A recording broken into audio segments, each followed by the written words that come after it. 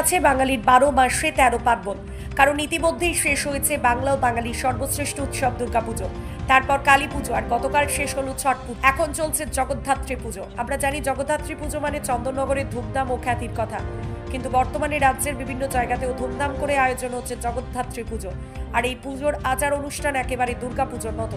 তবে জগদ্ধাত্রী পুজো কোনো জায়গায় সপ্তমী, আবার কোথাও অষ্টমী বা নবমীর দিন থেকে আয়োজন হতে দেখা যায়। বর্তমানে পশ্চিম বর্ধমান জেলার নানা জায়গাতেও ধুমধাম করে আয়োজন করা হচ্ছে জগদ্ধাত্রী পুজো।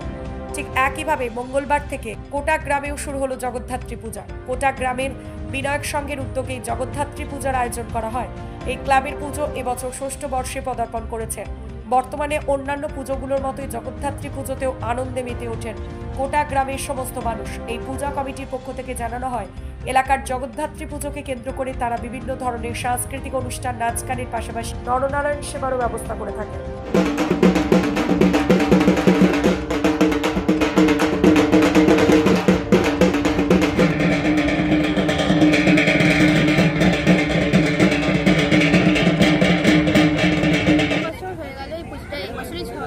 কমপ্লিট হলো এই পুজোটা হচ্ছে।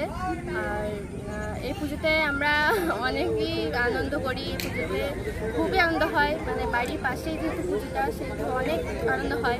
আর এই পুজোতে অনেক অনুষ্ঠানও হয়, যেহেতু বাচ্চারা অনেক অংশগ্রহণ করে। আর সাংস্কৃতিক অনুষ্ঠান তো হয়ই, তার মধ্যে ফাংশনও হয় এই দিন। তারপর বিসর্জনের দিনও খুব মজা হয়, সেদিন নাচ গান সব সবাই গ্রামের সবাই এই পুজোতে আনন্দ করে। খুবই লাগে, মানে বলার মতো না, কিন্তু মানে যে কালী পুজো, দুর্গা পুজো পেরোতো তারপর যে মন খারাপটা হয় সেটা এই জগদ্ধাত্রী পুজোতেও ভালো লাগে। সেটা কিন্তু জগদ্ধাত্রী পুজো ছুটে যাওয়ার পরেও মনটা খারাপ হয়, কিন্তু কালী পুজো, দুর্গা পুজোর পরে যে মনটা খারাপ হয় সেটা এই পুজোতেই থাকা পড়ে যাবে। সব খুবই থাকে। মানে আজকে পুজো হলো, আজকে প্রথম দিন, কালকে দ্বিতীয় দিনে এখানে খিচুড়ি খাওয়ানো হয়, ভোগ খাওয়ানো হয়। এখানে মানে পুরো গ্রামেই আসে ভোগ খেতে। আর সব মানে পুরো গ্রামটা এখানে ঠাকুর দেখতে আসে। ৬ষ্ঠ বছর কি কি রয়েছে অনুষ্ঠান? এই পুজোকে কেন্দ্র করে আমাদের এখানে অনুষ্ঠান রয়েছে। আজ নৃত্য এবং সঙ্গীত অনুষ্ঠান হবে। আগামীকাল মায়ের ভোগ বিতরণ অনুষ্ঠান আছে সন্ধ্যাবেলায়। তারপরেই আছে ওই ভোগ বিতরণের পরে, অনুষ্ঠানের পরে আমাদের নৃত্য অনুষ্ঠান আছে। এবং আগামী পরশু দিন মহা একাদশীর দিন, ওই দিনকে বিচিত্রা অনুষ্ঠান আছে। পুজোটা ৬ বছর ধরে পুজোটা 4 দিন। মানে আমাদের পুজোটা মেনলি আমাদের নবমীর দিন থেকে পুজো হয়, নবমী, দশমী এবং একাদশী, দ্বাদশীর দিনকে আমাদের বিসর্জন। আমাদের এই গ্রাম, কোটা গ্রামটা হচ্ছে একটা উৎসব মুখর গ্রাম। আমাদের ভাদ্র মাসের মনসা পুজোর থেকে শুরু করে শারদীয়া, দুর্গা পুজো, কালী পুজো, দীপাবলি, ভাতৃ দ্বিতীয়া শেষ হয়ে যাওয়ার পরও আমাদের মনের মধ্যে একটা চিন্তা ভাবনা এলো সবাই একত্রিত, যে আমাদের গ্রামের এই এলাকার মধ্যে তো জগদ্ধাত্রী পুজো বলতে আমাদের নেই, তাহলে আমাদের অঞ্চলেও নেই।